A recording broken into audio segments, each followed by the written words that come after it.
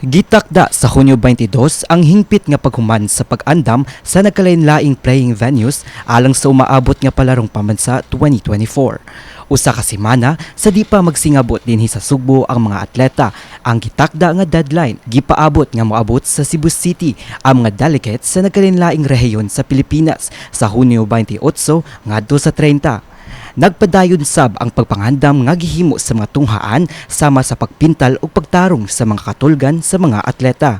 Si Cebu City Sports Commission Chairman John Pahes ni kumpirmar nga 90% ready na ang Cebu City alang sa dakong kalihukan alang sa paugnat sa kusog sa nasod. Last week at the Sports Center, Acting Mayor Raymond was there for over an hour and listened to every contractor give their update.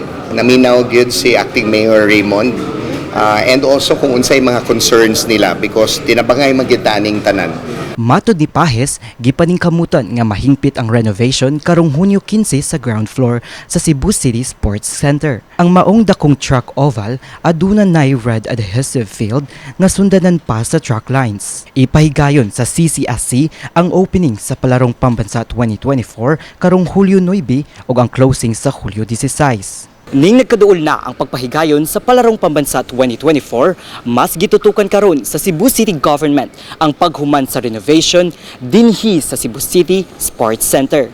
Kini si Armas, Senior Communication Intern, alang sa MyTV, Cebu.